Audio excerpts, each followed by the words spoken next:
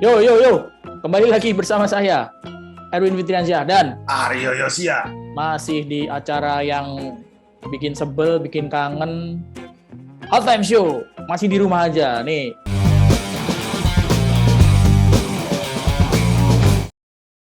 Gua ada Masih di di rumah rumah, kita ya. gua ada di Sama. rumah. Gua ada di rumah, ada di kamar. Lo di mana itu kok tumben baru tuh Gue tempatnya? pindah di bawah, bro. Biasanya Kenapa? di kamar gua gitu kan. Cuma Digusur sama anak lagi sekolah? enggak belakangan panas, bro, di atas. Memang Jakarta lagi panas banget belakangan Iya, ini ya. iya, suhunya lagi, mestinya ini kan bulan ini ya, bulan-bulannya Udah hujan ya. harusnya.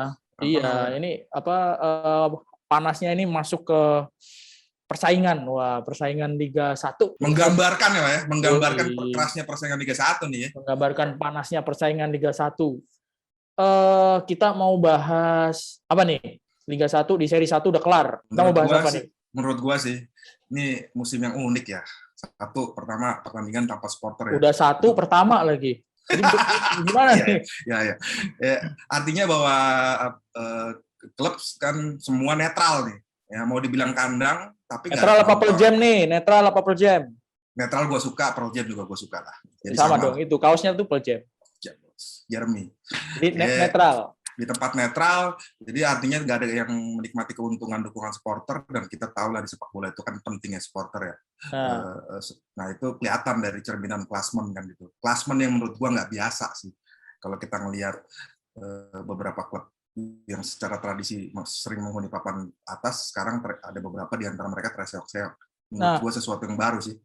Yang papan atas, yang tim elit tapi masih belum terlalu oke. Kita fokus aja langsung Persija sama Persib. Iya, rame tuh Persib tuh. Persib itu demo mulu kan. Demo. Itu supporter di demo, pengurus pelatih di demo. Tapi menurut gua wajar, bro. Artinya begini, tim ini kan memang, bahkan kalau menurut gua sempat ngoceh juga tuh di medsos, bro.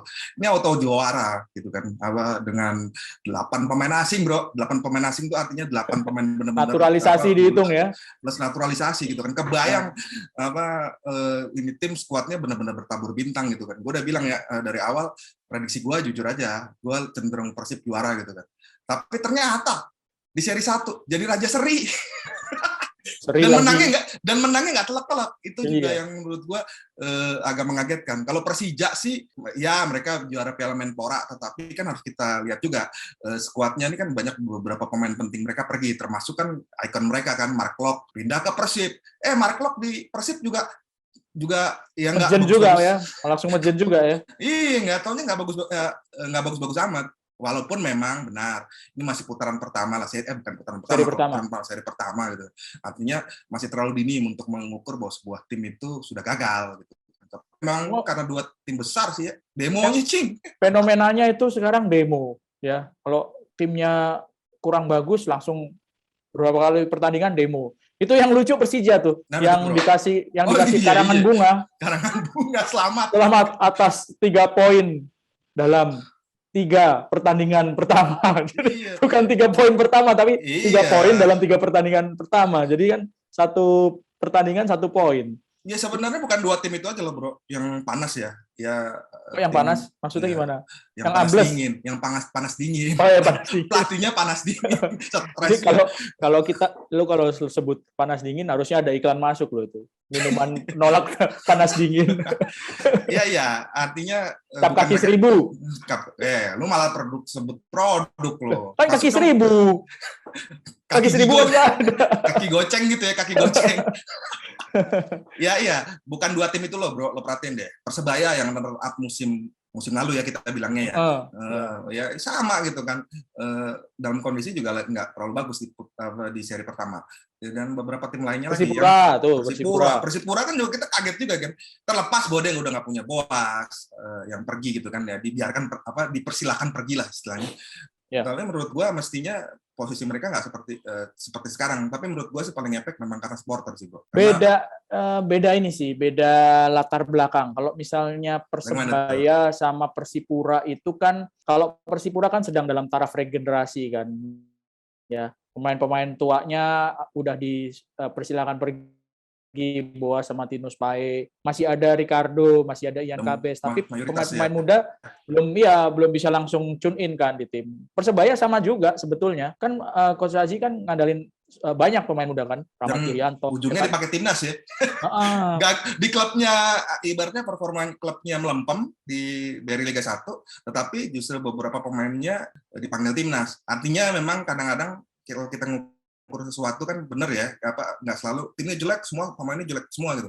Karena biasanya juga di tim yang performanya lagi jelek kan juga ada beberapa pemain yang sebenarnya secara kualitas. Persebaya paling banyak loh tim pemain yang dipanggil ke timnas kan. Sampai mohon-mohon kan Aji Santoso tuh Coach Aji kan. Jangan lagi, jangan banyak-banyak ya, gitu. Karena gue bisa paham sih, tekanan buat dia kan besar bro. Pelatih-pelatih sebelumnya kita tahu gitu kan. Ini kan tinggal nunggu waktu juga bonek akan bergerak gitu kan. Ya walaupun gue sebenarnya juga ketika di masa pandemi seperti ini gitu ada demo seperti kemarin Boboto, gue ya dalam arti aduh jangan rusuh aja. Kalau rusuh kan ini akan berpengaruh ke kompetisinya sendiri. Akhirnya ujung-ujungnya nggak ada pertandingan, nggak ada yang juara, nggak ketahuan hasilnya kompetisi. Nah gini sebenarnya, kalau menurut lo, kalau hasil jelek gitu ya di seri pertama, terus supporter yang demo itu wajar nggak atau lebay kalau menurut lo? Gue jujur aja bilang itu lebay sih. Artinya memang, tapi kan itu kan lagu klasik di sepak bola Indonesia bro. Jangankan ya kita ngomong Persib gitu. Kalau kita mau jujur kan sebenarnya juga bukan papan bawah, belum pernah kalah bro. Seri aja banyak. Iya. Gitu kan. Artinya mereka masih di tataran yang sebenarnya aman gitu kan. Ya menurut gue agak berlebihan sih, karena gue percaya gitu kan ukuran yang paling sah itu kan melihat paling nggak satu putaran deh kan ketahuan gitu dan kan ini udah satu putaran, satu seri. Satu seri. Kalau sekarang kan Persib ada seri 1, seri 2, seri satu putaran kompetisi gitu loh. Berarti 17 pertandingan lah ya. 17 pertandingan dilihat dulu. Ya. Iya, artinya. Ya lo lihat aja begitu kan PSS Sleman gitu kan, Dejan Antonik stres juga. Bahkan CEO-nya kan sampai serangan jantung. Serangan jantung. Iya, Marco ya kan. Marco Gracia gitu kan. Ya, dia ngalamin gitu kan tekanannya begitu besar. Karena memang menurut gua supporter Indonesia memang agak agresif, walaupun kalau dari perspektif positif kan artinya mereka benar-benar mencintai timnya, walaupun di sisi yang lain yang pasti nggak ada yang tenang itu. Sebentar, kalau PSS itu menurut gua ada juga yang membuat supporter bertindak seperti itu, karena supporter PSS itu adalah salah satu supporter yang ikut ngebiayain timnya. Bro. Iya. Jadi mereka bukan ngasih sumbangan ya. Mereka berkontribusi dalam soal dana ke timnya gitu. Jadi itu yang semakin membuat supporter itu kalau timnya tampilnya nggak bagus gitu ya, terus pelatihnya mungkin dinilai kurang kurang seperti PSS prestasinya gitu. Kalau PSS Sleman kan sebenarnya off the record-nya gitu kan yang terjadi kan mereka off the record tapi kita rekam gimana ini? Ya artinya info-info dalam underground gitu kan bahwa mereka tidak setuju ke supporternya gitu kan. Ada satu pemain, ya gue sebut aja langsung lah ya. Iya, Arthur Irawan lah ya. Arthur Irawan. Performanya nggak terlalu bagus, walaupun punya jam terbang tinggi di internasional itu masih debatable juga. Kalau menurut gue masih debatable juga gitu.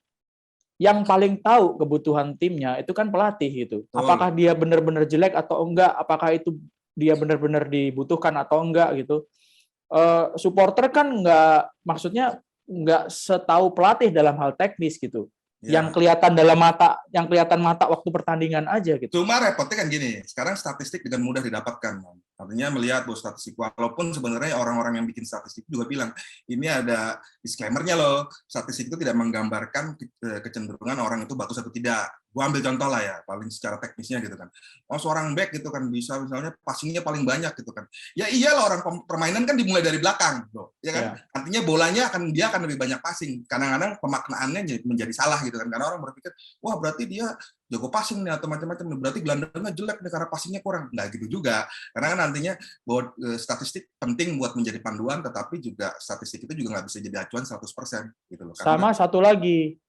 Apakah lembaga yang menyediakan soal statistik pemain di Indonesia apakah sudah selengkap, sekomprehensif yang di luar gitu? Misalnya ya kan, itu pemain lebih banyak beroperasi di mana gitu kan? Merah-merahnya tuh aktifnya tuh di daerah sendiri, di daerah lawan berapa kali dia aktif dalam membantu serangan. Apakah sudah sedetail itu kan? Itu yang masih bisa diperdebatkan. Tapi ada satu garis merah nih, satu benang merah nih. Lo inget nggak waktu kita mau mulai liga, kan kita sempat undang Coach Iwan sama Coach Aji. Ya. Banyak juga di papan bawah. Dua-duanya di papan bawah. Jangan-jangan nggak ada lagi yang mau kita undang. Tapi ada kejadian kocak nih berkaitan Coach Iwan Setiawan Persela. Gue ditelepon tiba-tiba pagi-pagi. Gue bilang kenapa nih? Jadi habis pertandingan melawan Persija. Maksudnya dia curhatnya. Menurut gue curhat yang wajar gitu kan. Bro, gue ini menguasai jalan pertandingan. Lo lihat itu penguasaan bola gitu kan. Tapi hasilnya amsyong gitu kan, berbalik, gua kalah gitu kan, walaupun kalahnya juga kalah tipis ya.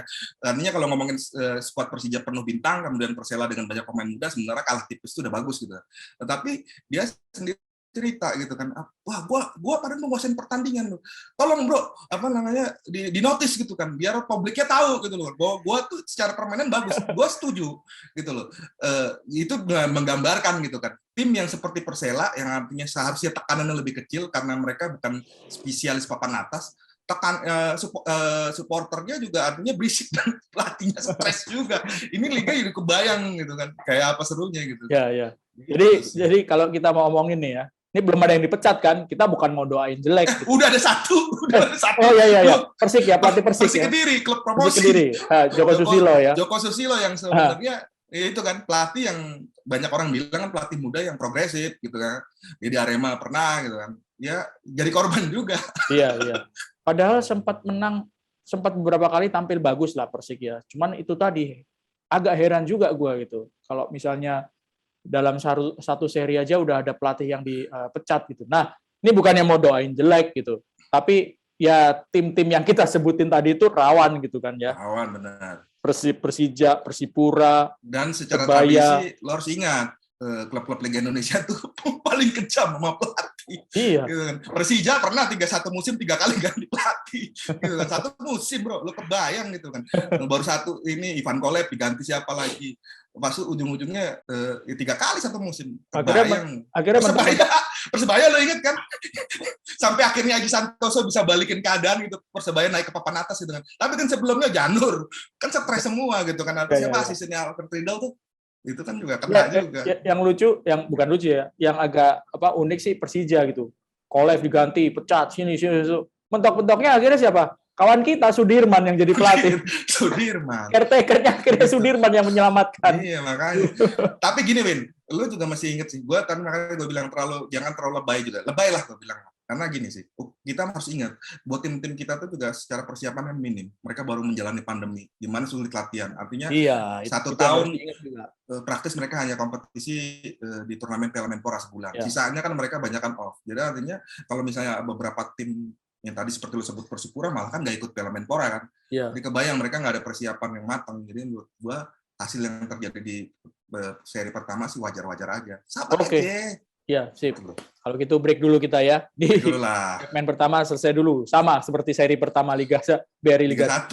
Kita selesai. Tapi kita nggak panas kayak mereka lah. Ya, cuma panas udara doang. Lanjut ke segmen kedua nanti. Masuk ke segmen kedua. Segmen kedua kita lebih detail ngomongin gosipin. Gosipin. Gosip apa nih? Ngomongin, menggibahin. Wah, pemain-pemain yang bersinar. Wah, siapa nih kira-kira? Banyak muka baru ya. Kalau lihat muka baru itu ada 2 striker sih yang gue bagus banget loh. Ya, bagus itu langsung bisa, kalau striker itu kan ukurannya gol ya. Yeah. Mereka bisa langsung ngegolin, udah gitu membuat timnya itu tampil bagus gitu. Siapa bro? Yang pertama itu strikernya, pelatihnya kawan kita juga. Coach Henry Susilo, Persiraja. Ada namanya Paulo Henrique. Ngegolin mulu itu orang, kaki kirinya bagus bener itu. Satu lagi gue tebak, gue yakin karena ini dandanannya memang khas yang lu ya mudah ditandain. Carlos Fortes pasti. Ya betul, di Arema. Gue awalnya nih, aduh maaf nih Carlos ya, bukannya ngejek nih. Wah, gue melihat dia gitu dengan berat rambut yang menurut gue terlalu berat, gue agak meragukan gitu loh awalnya. Ini striker apa lagi? Gue bilang di Arema nih. Lebih cocok di ini ya, cocok jadi musisi reggae. Oh baby, I love you, ya gitu kan. Rastaman gitu. Tapi ternyata gue kalau ngelihat dia itu inget sama strikernya Swansea dari Prancis. Yang kalau habis ngegolin ke pojok lapangan terus gayanya kayak macan itu. gitu. Mirip kan? Gua awal ngekek sendiri, bro. Jadi artinya ini Arema tumben-tumben gua agak meragukan mereka akan lama nih kepake di Arema gitu kan. Karena itu dari penampilan nih striker nih beneran nih. Dan awal-awal si Fortes itu awal-awal nggak langsung lancar golnya. Portugal ya dia ya? Kayak agak susah gitu ngegolin. Dari Portugal ya dia ya? Gue malah lupa itu. Portugal. Gue lebih fokus ke tampilannya gitu. Tapi dengan tampilan seperti itu kan garang gitu.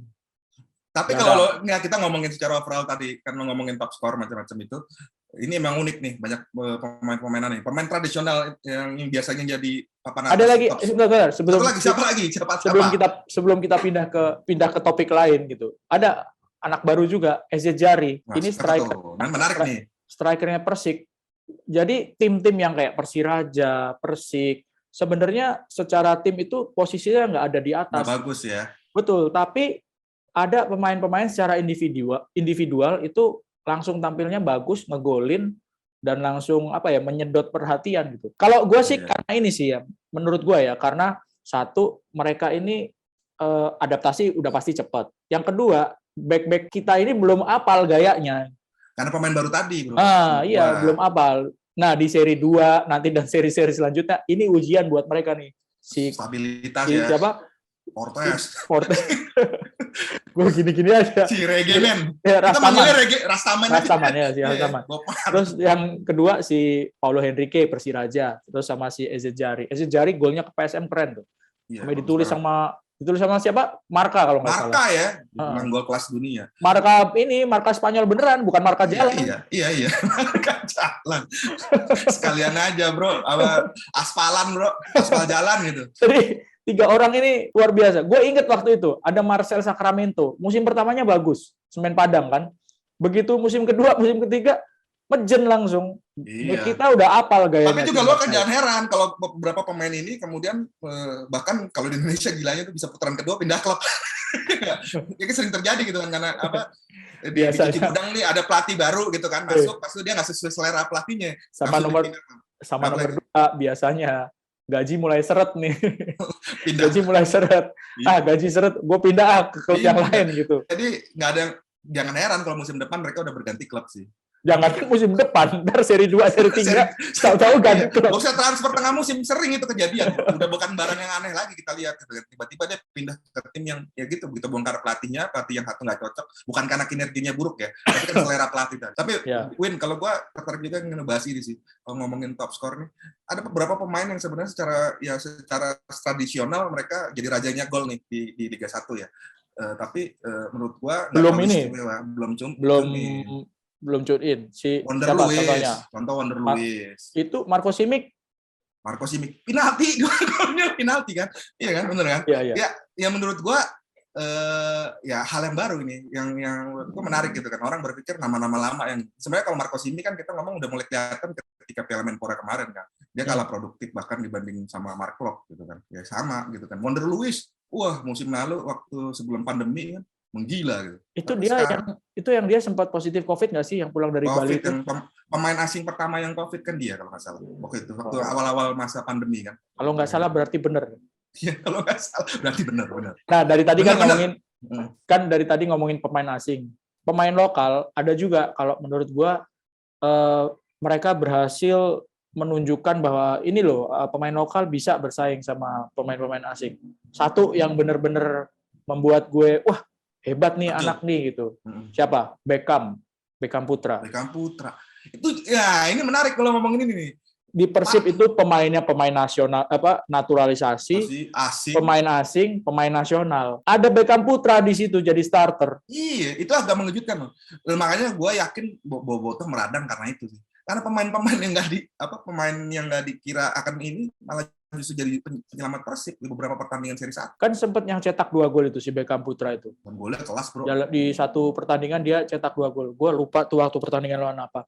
Dan itu bukti bahwa pemain lokal di tengah-tengah pemain naturalisasi dan pemain asing jadi starter, cetak gol lagi. 2 gol lagi. Iya. Itu kan luar biasa kalau menurut gue. Sama satu lagi, back kirinya Barito Putra. Barito Putra itu kan sempat seri kalah.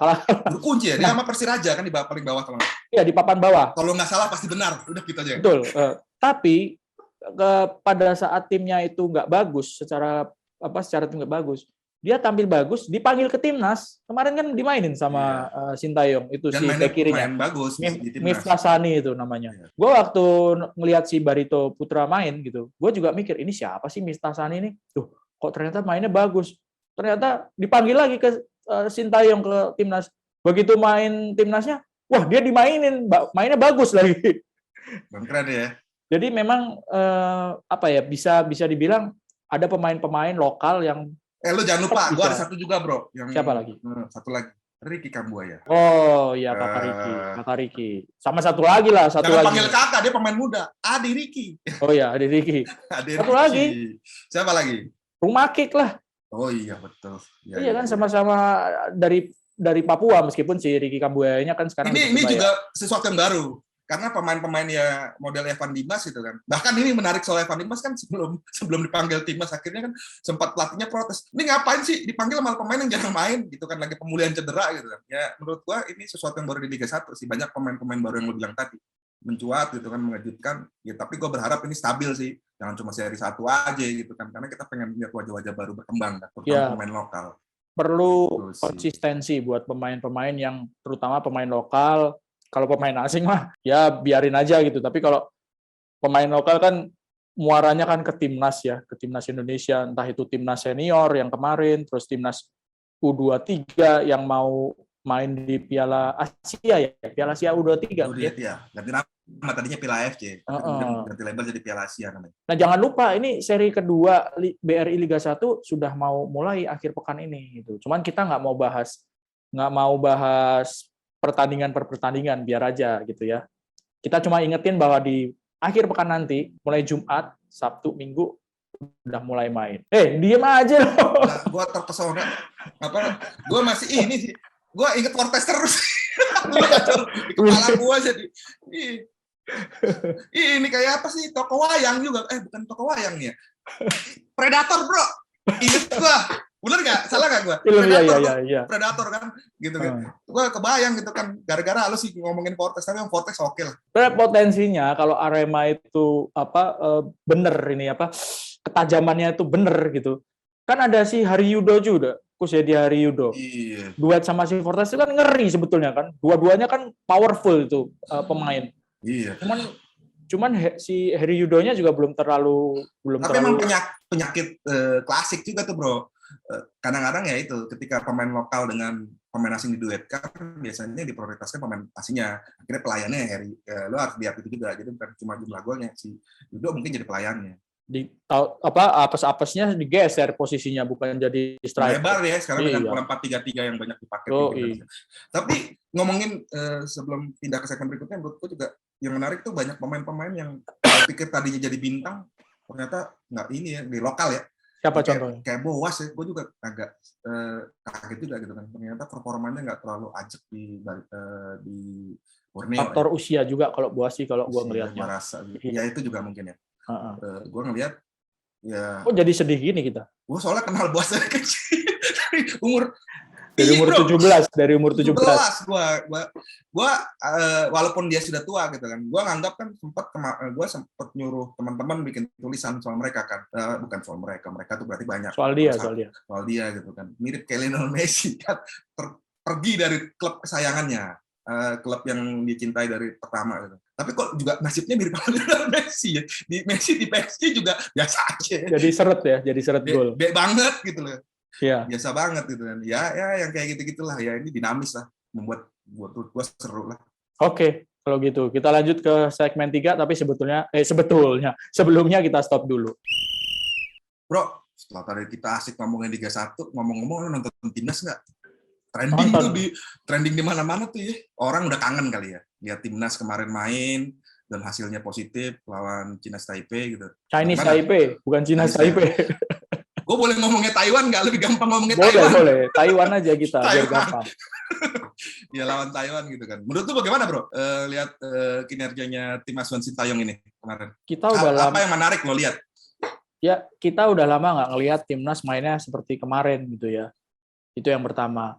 Kita udah lama nggak ngelihat timnas menang. Oke lah lawannya. Kalah mulu ya kemarin kualifikasi Piala Asia ya.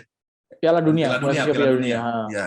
Oke lah, lawannya hanya Taiwan kemarin ya. Taiwan itu kan secara peringkat, secara tradisi juga nggak punya timnas yang kuat ketika menghadapi Indonesia, juga lebih banyak kalahnya kan dibanding menangnya gitu. Tapi secara permainan memang cukup menjanjikan sih timnas ya. Cukup menjanjikan. Terus pendukung timnas ini jadi euforia lagi gitu. Udah lama soalnya. Ada harapan ya. Ya, udah lama nggak ngelihat timnas main seperti itu. Dan yang kelihatan sangat penting itu dua faktor sih ya. Yang pertama, gaya mainnya itu berani ya timnas. Operan-operan pendek gitu kan. Biasanya kan kalau udah frustasi, udah mentok gitu kan main ya, udah iya, dari belakang langsung ke depan, langsung Vietnam ke depan. Dibantai itu kan kita udah benar-benar ketika udah ketinggalan kayak gangsing kehilangan. Iya, kayak dikejar waktu gitu, kayak buru-buru gitu. Nah, kemarin enggak, tetap tenang, bisa main berani terobos, terus nggak buru-buru. Terus yang kedua, itu tadi yang sempat udah kita bahas. Pelatih Sintayong tuh nggak ragu-ragu untuk mainin pemain. Pertama, nggak ragu-ragu manggil pemain yang baru. Ya, bukan cuma dijadiin cadangan atau ikut pelatnas. Sistem rotasi dia main mereka ya. Dimain jadi starter dan terbukti bagus gitu. Yang tadi sudah kita sebutkan, ada Miftah Sani bek kiri, Ramai Rumakik, cetak gol, dia debutan cetak gol, anak muda. Terus si Ricky Kambuaya, dia juga bagus tampilnya. Di tengah ya. Betul, jadi memang ada sejumlah perubahan lah ya. Kita mungkin euforia seperti sekarang ini terakhir ketika timnas ditanganin Luis Mia ya, waktu di Asian Games itu. Ya kalah nggak apa-apa, kadang-kadang kalah. Memang dalam permainan sepak bola kan nggak selalu menang, tetapi cara bermainnya itu meyakinkan. Dan kemarin lawan Taiwan menurut gua sih. Sama lo harus ingat bro, menurut gua ada catatan yang penting juga. Kalau di pertandingan sebelumnya tuh Sintayong kelihatan terlalu terobsesi sama pemain muda. Benar-benar pure dia cobain seluruh pemain muda. Di kemarin dia lebih pragmatis gue lihat, memanggil beberapa pemain yang hitungannya senior dan jam terbangnya tinggi. Dan itu menurut gue agak berpengaruh besar buat tim gitu kan, menambah kepercayaan diri gitu. Terutama di lini belakang sih yang gue sorot. Ada Victor Igbonebo, itu kan udah veteran sebenarnya yang dan memang kan menurut gue Persib kan walaupun di klasemen Liga 1 belum ajak, tapi kan mereka punya pertahanan yang tangguh. Dan salah satunya Victor Igbonebo gitu kan. Kemudian juga manggil kayak model-model si Ryuji yang levelnya kan udah ya hitungannya udah pemain senior dan beberapa pemain yang lainnya gitu kan. Dan itu menurut gua appreciate juga gitu kan, karena oke, pemain muda memang perlu diberi pentas, tapi kadang-kadang kan kalau kita ngomongin menghadapi jam terbang internasional gitu kan, jam terbang mereka masih minim. Kalau di belakang sepertinya memang Sintayong nggak ngambil resiko. Iya, setelah kalah telak sama Vietnam itu ya. Di lini belakang ada Igbonebo, ada Fahrudin, terus ada Ryuji. Ini kan pemain-pemain yang bukan debutan gitu ya.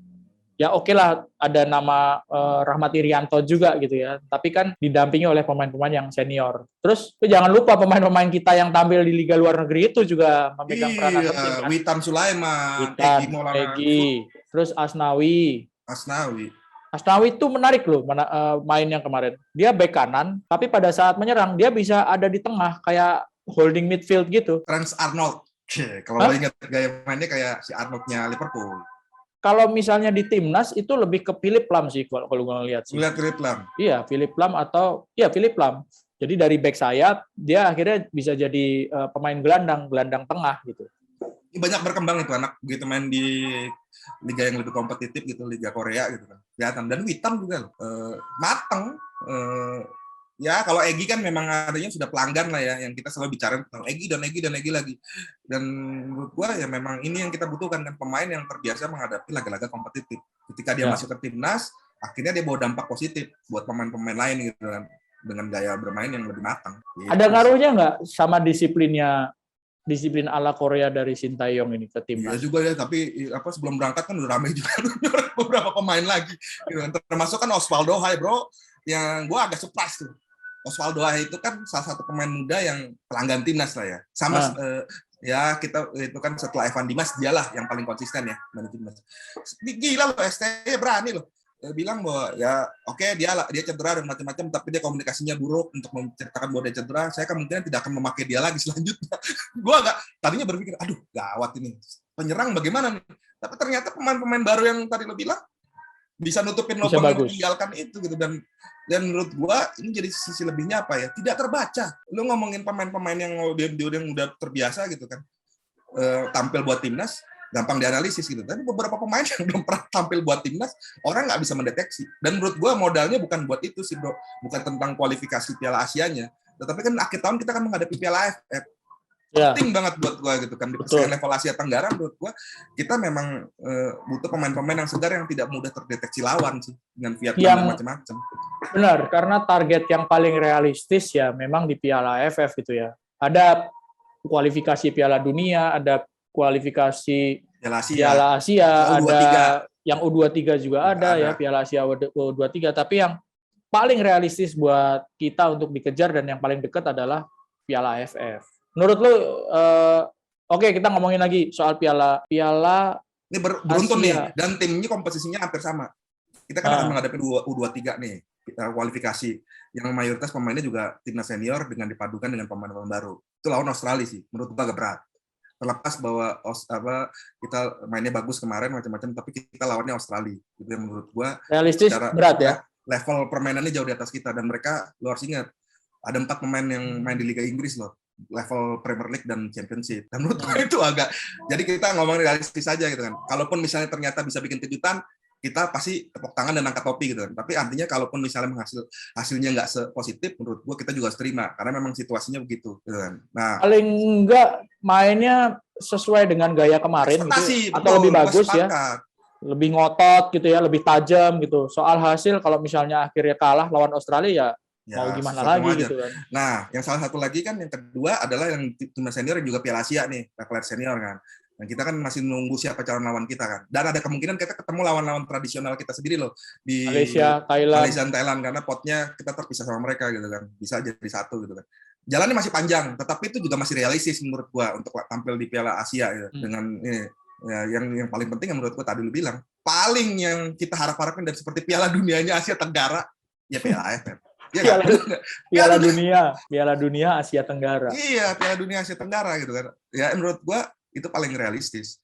Dan mestinya bisa lah minimal nembus semifinal ya. Walaupun ke final juga kita mesti berhitung bahwa kita akan menghadapi Vietnam yang sedang di generasi emasnya dia kan. Lagi gila-gilanya lah, lagi luar biasanya bermainnya gitu kan. Nah, prestasi. Yang menarik juga sebetulnya kan Thailand itu kalau untuk level Piala AFF kayaknya mereka udah ntar pemain-pemain yang level kedua lapis kedua aja deh gitu. Tapi mereka sepak bolanya lagi nurun loh, bro. Lo masih ingat beberapa tahun dia mungkin awalnya kan karena merasa udah di level terlalu tinggi gitu. Ketika Vietnam sekarang menjadi tim yang sangat superior di Asia Tenggara, Thailand kan mulai tergerus gitu kekuatannya. Mereka udah nggak dominan di Asia Tenggara juga, kemudian ternyata di level Asia juga mentok. Mereka tuh lagi galau juga menurut gua. Mereka bisa jadi juga menjadikan Piala AFF itu jadi target utama mereka karena mereka emang kan mereka baru ganti pelatih Jepang itu kan disingkirin kan. Ya. Ngantuk gua kayak orang kuliah. Jadi dosen. Ngantuk. Tumben-tumbenan nih. Ini berarti tanda bahwa kita harus closing. Udah harus closing. Saatnya tidur siang. Tidur siang. Udah tua nih, ngantuk, dikit-dikit ngantuk. Kacau. Ya, jadi kita jangan lupa untuk tetap pertama jaga protokol kesehatan ya, karena pandemi masih ada di sekitar kita. Mudah-mudahan kita tetap sehat. Jangan lupa juga kalau cari berita olahraga, buka bola.com, buka bola.net, dan kanal Bola Liputan 6. Terus jangan lupa juga Liga 1, BRI Liga 1 kembali akan bergulir. Jangan lupa ditonton di Indosiar sama video sama O-Channel. Ya, jangan lupa.